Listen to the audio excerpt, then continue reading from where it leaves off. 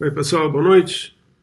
Essa é a nossa última aula sobre microevolução. Eu espero que a ideia já esteja relativamente uh, robusta na cabeça de vocês de como o processo de evolução deve ter ocorrido. Essa, na minha opinião, é uma das hipóteses mais razoáveis, né? Uma interpretação, uma visualização, uma maneira de enxergar mais razoável que existe. E a partir daqui vocês se aprofundar mais em evolução, se tiverem interesse, vocês vão ter que fazer isso na disciplina de evolução e tentar entender um pouco mais sobre esse processo, mas eu recomendo que vocês não esqueçam sempre de que evolução ocorre em diferentes níveis de complexidade biológica e o que acontece em um nível vai influenciar em outro nível. Eu não vou discutir nem conversar mais sobre isso com vocês, não é esse o objetivo da disciplina, que vocês tenham um curso de evolução bastante completo, é um curso introdutório para que a gente possa fazer análise filogenética, é o que a gente vai fazer a partir da semana que vem, reconstrução filogenética, reconstrução da história de caracteres fisiológicos, morfológicos, comportamentais, distribuição e etc. Mas para isso a gente tem que passar por alguma coisa meio chatinha, que é a parte de reconstrução filogenética em si. Mas eu acredito que é um exercício bem legal e eu ainda estou tentando estudar as formas pela qual a gente vai fazer isso. Tem muito exercício, a gente vai fazer algumas práticas de reconstrução filogenética. Alguns trabalhos, algumas tarefas vão ser de reconstrução da filogenia usando caracteres, usando evidências. Mas eu queria fechar essa parte com uma reabordagem, uma reanálise, uma revisitada na ideia de adaptação, né? Durante muito tempo a adaptação foi interpretada como sendo diretamente associada à mutação mágica, como aquele filme que a gente viu sobre as bactérias, e eu acho que agora a gente sabe que a adaptação não é essa mágica, ela envolve muito mais do que isso. E para que a gente possa entender a adaptação, a gente tem que efetivamente entender seleção natural, né? Então, o conceito de seleção natural, isso foi reconhecido por Charles Darwin, vem do fato de que as espécies, em geral, têm um potencial reprodutivo maior do que aquele que seria necessário para manter a população num tamanho estável. Então, a gente sabe que a gente produz muito mais prole, né? Algumas espécies mais do que outras, mas a enorme maioria das espécies tem um potencial reprodutivo muito maior do que aquele que é necessário para manter a prole. Todavia, Darwin também notou que nem todos os indivíduos que nascem são capazes de sobreviver até a idade adulta e, portanto, esses indivíduos variam na sua capacidade de passar a informação. Vamos falar só de informação, né, gente? Eu acho que a gente não precisa mais falar de informação genética só, né? Não é só genoma, é mais do que isso. Mas, então, esses organismos que não são capazes de chegar à fase adulta e completar o processo reprodutivo, eles são incapazes de promover a transferência da informação contida na sua unidade, como no seu corpo, no seu espaço adaptativo para a próxima geração. E se isso acontece, e isso é diretamente relacionado com as características do ambiente onde a população vive, onde a espécie vive, aquela característica tende a baixar de frequência e mesmo, em alguns casos, desaparecer. Mas é muito importante lembrar, e isso é absolutamente fundamental vocês lembrarem, eu tenho certeza que vocês lembrem, que seleção não é absoluta, né? Então, seleção não é uma questão de ou elimina, todos morrem, ou todos sobrevivem, né? Seleção é a variação entre 0 e 1, que talvez seja uma das razões que haja a produção daquela ideia de genetic load que a gente falou nas aulas anteriores, né? No final, mesmo uma espécie inicialmente estando plenamente adaptada ao meio em que vive, ela tende a acumular variações que não necessariamente são plenamente adaptadas às condições em que ela vive. E isso faz com que a capacidade ou fitness, o ajuste daquela população reduza com o tempo e não aumente com o tempo, né? Então, é muito importante lembrar que evolução é a sobrevivência do adequado. E o adequado, nesse caso, para a seleção natural, deve ser capaz de passar a informação, parte do seu conteúdo informativo, parte do seu espaço informativo, seja sexuadamente, seja assexuadamente, para as próximas gerações. Se isso não acontecer, esse organismo vai ser incapaz de passar essa informação e, gradativamente, pode ser que essas informações contidas nesses organismos venham a assumir da população ou que sejam escondidos, por exemplo, na forma de um alelo recessivo em um organismo heterozigoto, por exemplo. Mas é muito legal e muito importante que vocês lembrem o artigo do Sachs, que é aquele artigo de espécie invasora, que eu acho que é uma das coisas mais bonitas que o estudo de espécie invasora nos trouxe, que é a capacidade de, já que a gente reconhece, ou pelo menos eu acho que a grande maioria das pessoas reconhecem, que a maioria das espécies que ocorrem hoje no planeta são de fato espécies invasoras. Não invasoras no sentido de terem sido transmitidas ou dispersadas pela espécie humana, como é o caso das espécies efetivamente invasoras e exóticas que a gente tem hoje no mundo, distribuída pelo mundo, mas no conceito de que espécies surgem num determinado local geográfico, mas elas não ficam presas naquele local geográfico se não houver barreiras ecológicas suficientes para mantê-las presas ali. Então, uma propriedade inerente do sistema biológico é dispersão, né? É claro que espécies que nascem ou que surgem pela primeira vez numa ilha geralmente estão limitadas àquela ilha, estão limitadas àquele ambiente. Só que a gente tem que lembrar que se ela chegou na ilha, existe a possibilidade dela voltar da ilha. Então, a ideia de que a espécie só vai do continente para a ilha é muito menos aceita hoje do que a ideia de que continente e ilha estão trocando espécies, linhagens e promovendo diversificação através de isolamento reprodutivo, nesse sentido, em função da dispersão. Mas lembrem do artigo do Sachs, e isso é muito importante na minha cabeça, e é isso que a gente vai falar agora, que a maioria das espécies não estão plenamente adaptadas ao ambiente em que vivem, né? Existem várias razões para isso, né? Uma delas é porque o ambiente em si é muito mutável, o ambiente em si muda muito. E a outra tem a ver com a dificuldade da gente chegar ou a dificuldade do sistema biológico de produzir mutações que sejam diretamente relacionadas à pressão seletiva atual. Então dá para imaginar isso. Se mutação é o acaso, qual é a chance da mutação ser efetivamente favorável num cenário como esse? É impossível que isso aconteça, é impossível que uma mutação apareça e faça ou traga características ou novidades evolutivas. Mutação no termo mais amplo, tá, gente? Não é só mutação genética, mas que tal associações biológicas, né? Que tal reorganização da rede de genes, né? Então, qualquer uma dessas novidades evolutivas que podem trazer ou levar a espécie para uma situação, a população de uma espécie, uma situação mais favorável em relação à pressão seletiva, mesmo que ela seja fixa, né?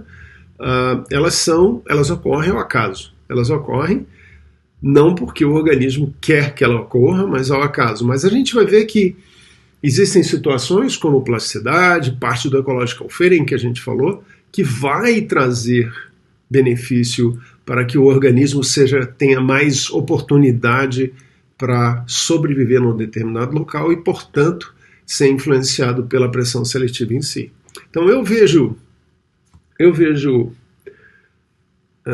adaptação, ou, se vocês quiserem chamar de acomodação, para fugir um pouquinho daquela coisa de mutação mágica, ocorrendo em todos os níveis de complexidade biológica. Então, a gente pode conversar sobre isso na síncrona, por exemplo. Algo semelhante a uma mutação biológica seria, para uma comunidade, seria uma espécie invasora, ou uma espécie que dispersou de uma comunidade e entrou numa outra comunidade, como se fosse uma mutação nova que acontecesse no organismo multicelular ou unicelular.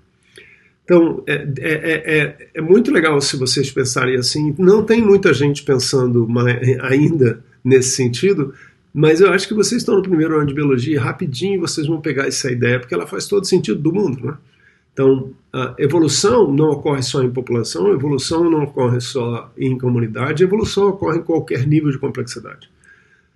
Porque o nível de complexidade envolve atores que agem de forma integrada no nível e geram, lembram, propriedades emergentes no nível superior. Então, eu vejo nesse momento que existem pelo menos 3 estágios associados ao processo de acomodação subsequente à exposição à seleção natural. E o primeiro estágio é a ecological fitting. E isso o Antônio, se eu não me engano, já tinha falado.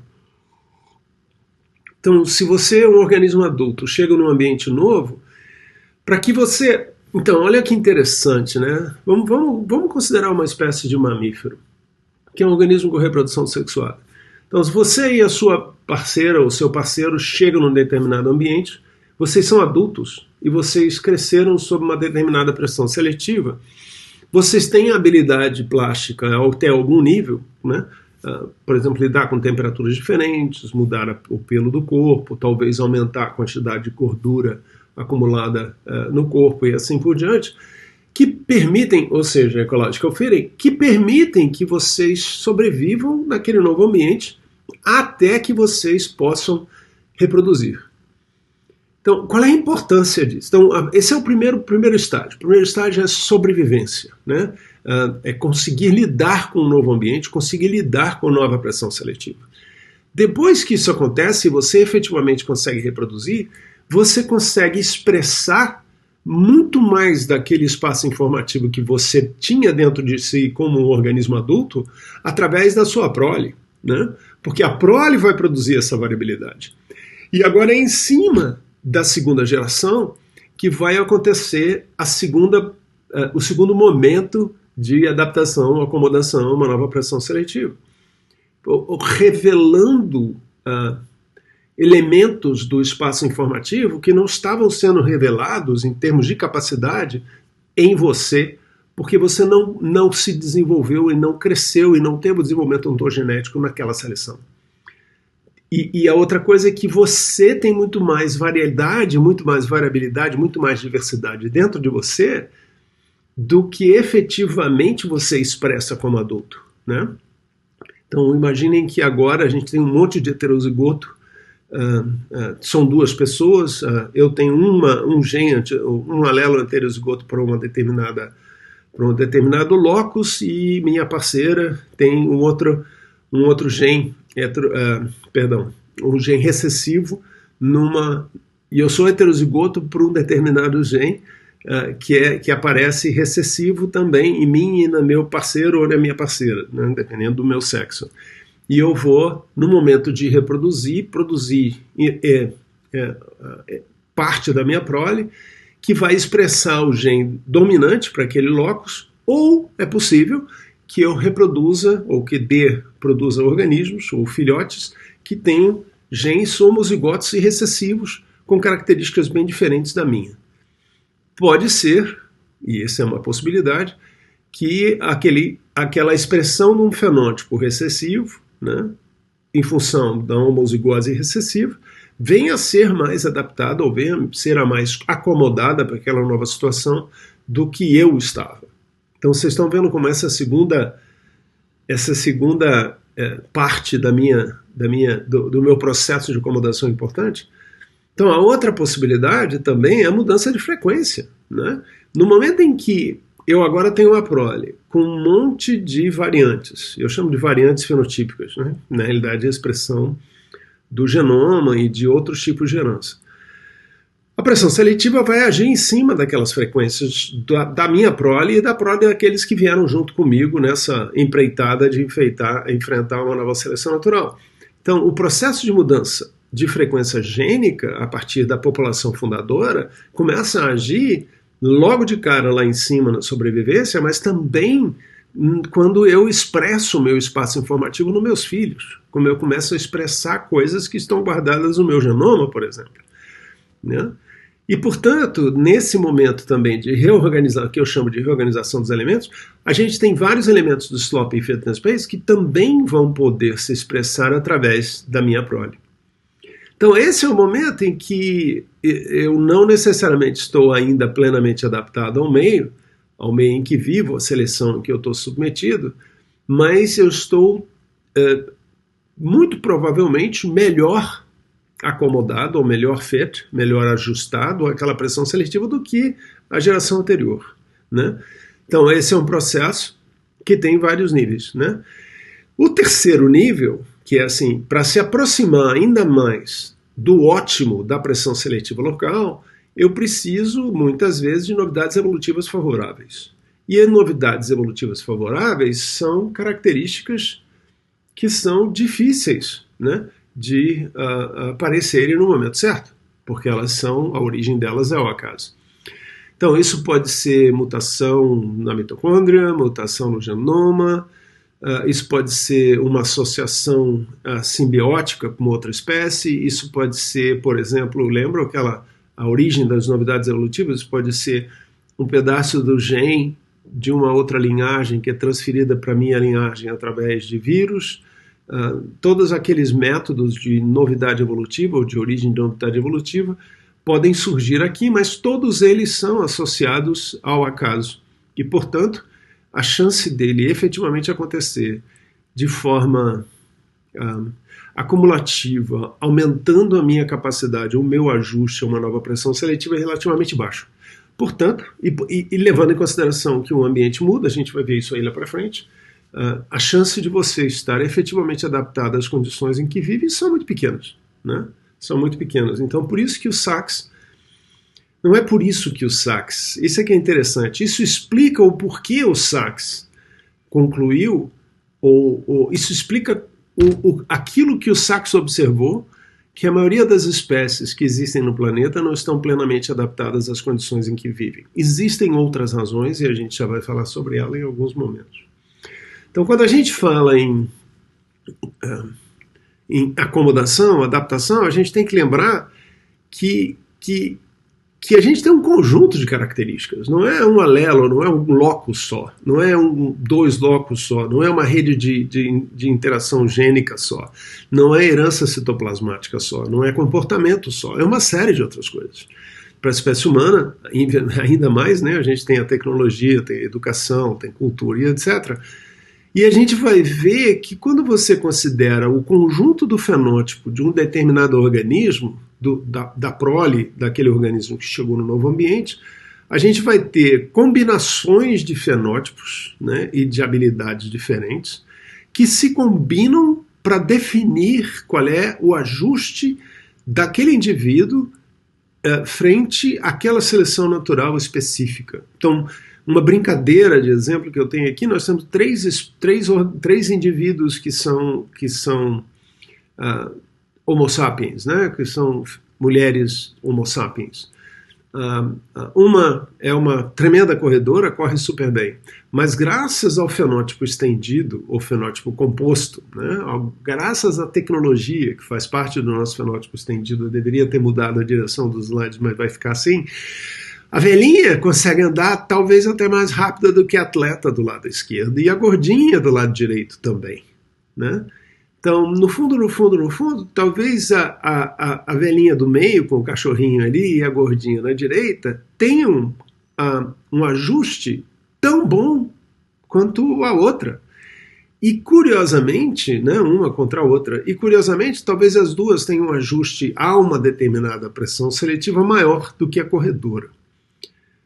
E alguém vai dizer assim, mas espera um pouquinho, mas isso aí não é uma característica biológica, simples, não deixa de ser parte do fenótipo estendido, tecnologia, né? A gente conversou sobre isso. É claro que o exemplo está sendo radical para que a gente possa entender melhor a proposta de fenótipo composto. Então, assim, por que um determinado organismo dentro de uma população, um indivíduo dentro de uma população tem um ajuste muito grande a uma determinada seleção, isso não quer dizer que ele seja nem fenotípica, nem genotipicamente, nem que o espaço informativo seja o mesmo, e nem que o fenótipo seja o mesmo. Então, é possível que a gente tenha fenótipos muito diferentes com o mesmo valor seletivo, entenderam? Isso é pouco explorado também, mas eu acho que é uma coisa muito legal. Então você não precisa Você não precisa ser o melhor caçador do mundo com lança se você tem um rifle e uma mira muito boa, por exemplo. Né? Dois fenótipos completamente diferentes, mas que têm valores seletivos semelhantes. Tá? Então, e aqui a nossa história do fenótipo composto. Né? O fenótipo composto envolve comportamento. O fenótipo composto envolve fenótipo estendido também, que é o que a gente está vendo do lado direito, que é o cupinzeiro, então uma estrutura tecnológica de um inseto social.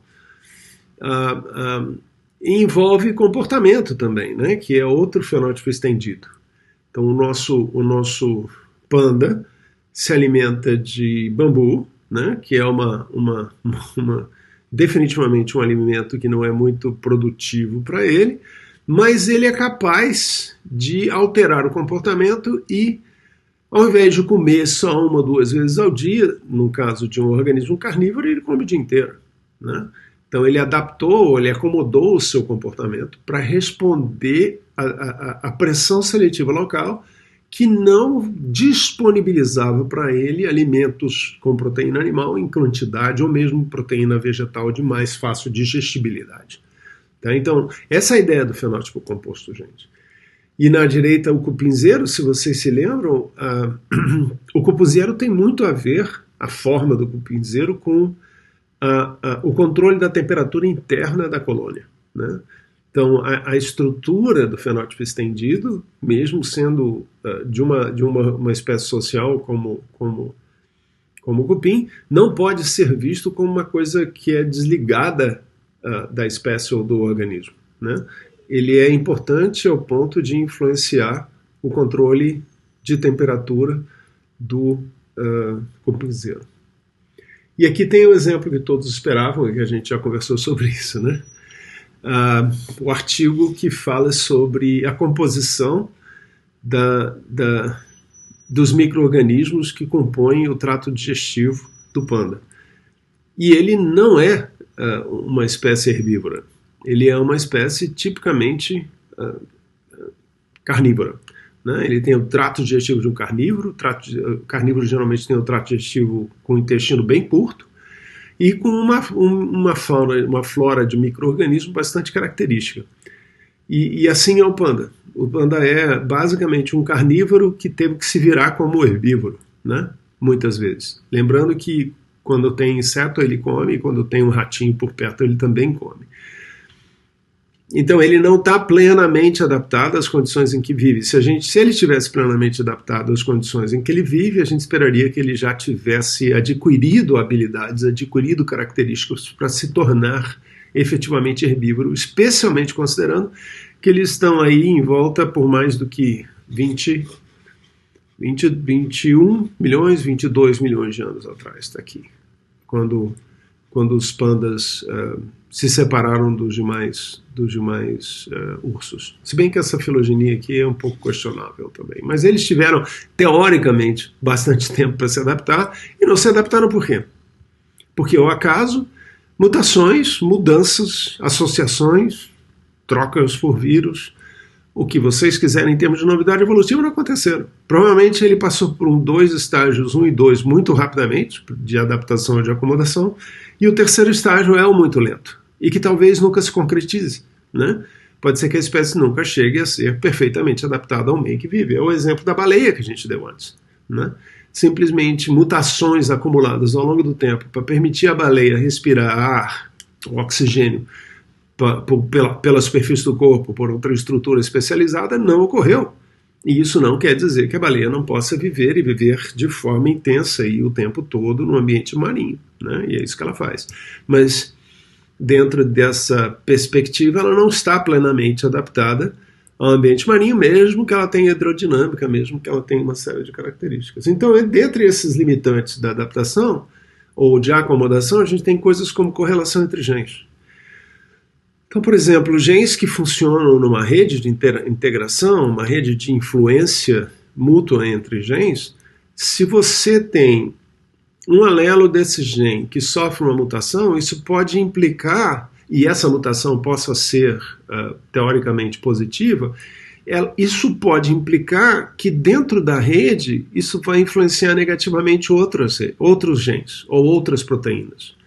Portanto, existe uma limitação de quanto um sistema integrado como esse efetivamente possa mudar, porque ele não tem que atender apenas à seleção natural, mas ele tem que atender a todo o funcionamento e toda a integração da rede de genes.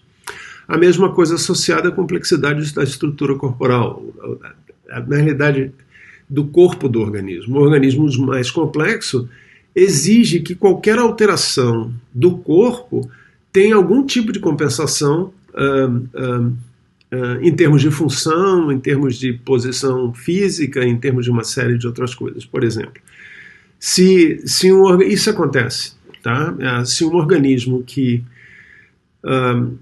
copula, por exemplo, um platiomito, que copula uma vez na vida e guarda o espermatozoide dentro de uma espermateca ou de um receptáculo seminal, se o receptáculo seminal some por mutação, por um processo pode ser relativamente rápido, alguém tem que compensar aquela perda dentro do corpo do organismo. Então existem espécies gêneros de parasitos ou de platiomintos, onde você observa a perda da vesícula seminal ou do receptáculo seminal e um alargamento do útero para que o espermatozoide seja guardado ali até que o espermatozoide possa ser jogado para o sistema de produção de ovos, fertilizando o ovo, né, o zigoto, e assim produzindo ovos. O outro limite de adaptação é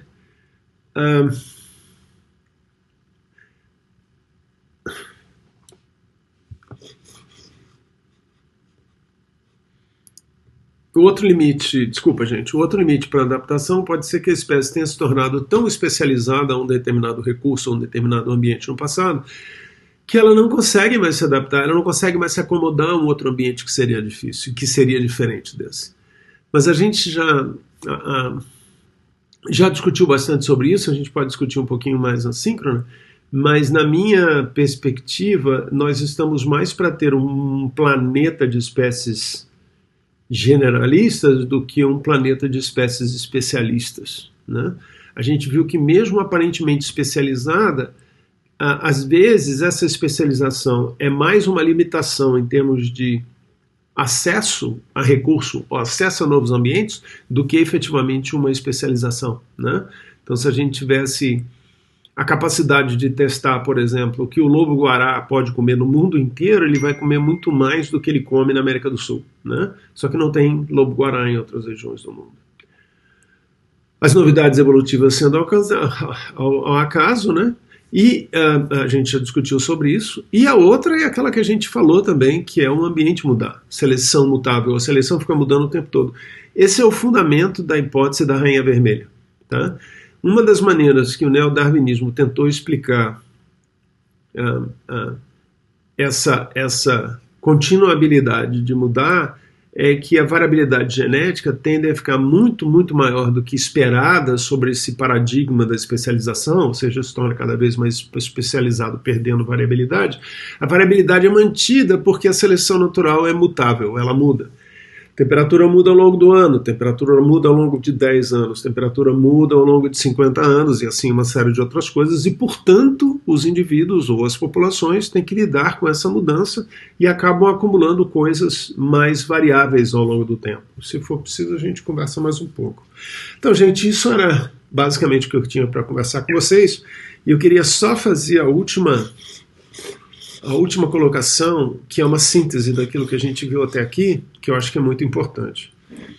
No resumo disso tudo que a gente conversou, e não considerando outras coisas que a gente conversou e provavelmente vai continuar conversando, a gente tem dois elementos a ser considerados como Charles Darwin entendeu na origem das espécies na 6ª edição. Nós temos a natureza dos organismos e a natureza das condições. E as duas características, as duas naturezas, elas são independentes entre si.